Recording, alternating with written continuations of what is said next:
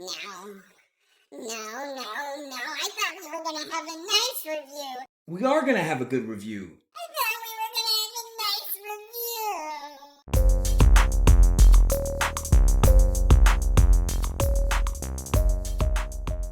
review. Welcome to O.Chaplins Picks, where I need to watch movies like a zombie needs to eat brains.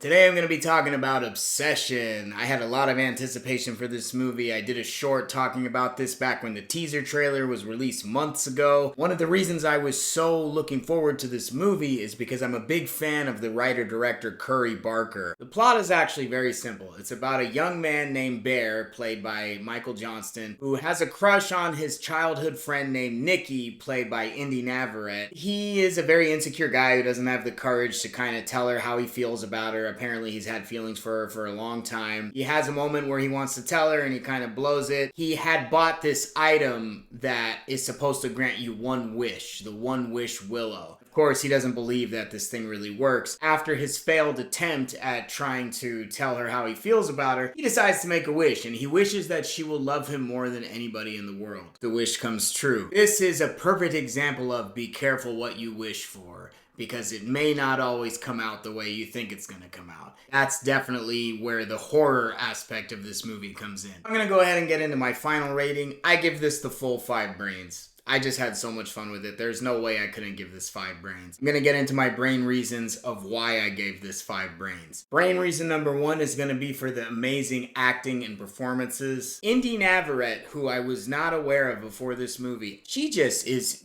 very uncanny how creepy she is in this movie. Pretty much the majority of horror that happens in this movie is just because of her. From the facial expressions that she does, to certain body movements that she does, to the way that she talks. The rest of the cast does a fantastic job as well. Michael Johnston as Bear also does a great job. He's a very cowardly kind of person who's very insecure, doesn't stand up for himself, kind of lets people walk all over him type of character. I think he played it off perfectly, and especially once the horror stuff starts happening to him, there's a lot of moments where his fear has to escalate throughout the film. You know, in the beginning he's just kind of thinking something is a little bit off, but then as it progresses he gets more and more terrified throughout the film. I thought that he was very convincing. I really felt the fear in his character from having to deal with this crazy situation that he gets put in by his own fault. I mean, he should have never made the wish in the first place, but then again, he didn't know this thing was gonna actually work, so what can you do? You also have Cooper Tomlinson is there as the best friend of Bear, and he does a really good job. You know, he's a very likable guy. So I also want to throw some kudos to Cooper Tomlinson as well, because he does do a good job as being a good supporting best friend character in this movie. I got inspired by the One Wish Willow, so I went to the local witchcraft shop and I asked them if they had anything like it.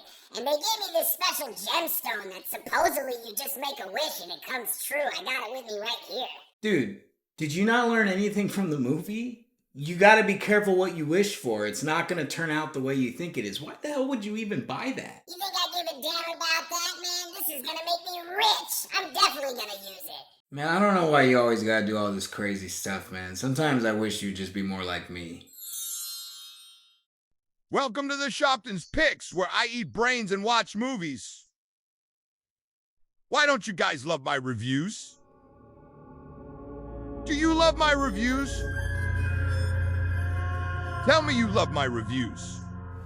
Brain reason number 2 is going to be for the sense of dread. This movie is a slow burn in the first half, but the dread that it builds is done so well. From the minute that he makes the wish, literally a few seconds after he makes the wish, the whole vibe changes. The sense of dread, I felt it throughout the entire movie, and it kept increasing. It was like if somebody had a knob and they just kept slowly turning the knob, cranking up the sense of dread until it got to the point where I was just like, okay, he is screwed. Brain reason number 3 is gonna be that this was actually scary. I've said this before on this channel, but I watch so many horror movies and I've seen so many horror movies in my life. I think I first started watching watching horror movies when I was like 9. The first horror movie that I kind of started with was Psycho, Alfred Hitchcock's Psycho. I think this is gonna do for relationships what Alfred Hitchcock's Psycho did for taking showers. People are gonna be terrified to get in a relationship, gonna make people think twice about who they get into a relationship with. Nobody wants to get into a relationship with anyone that acts like the character of Nikki. It's very rare these days that a horror movie can actually scare me and make me feel on edge, make me feel uncomfortable, make me feel disturbed. This movie marked all those checkpoints. I could feel my kind of adrenaline going up, which I absolutely love. That's what I crave from a horror movie. It's a slow burn, so the really scary parts don't happen right away. When they come, they're effective. Brain reason number 4 is going to be taking an old concept and making it fresh again. The whole idea of be careful what you wish for because it's gonna end up bad has been done so many times in horror. I mean, between the monkey's paw, Wishmaster is a perfect example. Anybody who makes a wish to the djinn ends up regretting it because the wish never turns out the way that they think it's going to. A lot of other films in the past have definitely touched on this idea. The way that Curry Barker executed the concept, he made it feel fresh again. And I gotta say, I'm definitely looking forward to anything else he comes out with in the future. I'm definitely gonna watch it. And brain reason number 5 is gonna be for the cinematography. This movie has a very dim kind of lighting throughout most of the film, except for some parts that take place in the daytime. It really adds to the sense of dread. And then there's just some shots of Nikki's character where she's like in the shadows. It looks so damn creepy. The lighting really plays a big part in this movie. Another part that really creeped me out where she's in the corner of the room and just in complete darkness. I'm not going to say exactly what she was doing. I don't want to give too many spoilers. The shot itself is horrifying. I really loved the dark, creepy, shadowy shots they have in this movie. Whoever his DP was, they did a great job. So just don't expect the movie to start off fast right away. Don't worry because the horror does crank itself up progressively throughout the movie until it reaches a 10. So definitely check out Obsession if you can, and thanks again for checking out O.Chaplins Picks.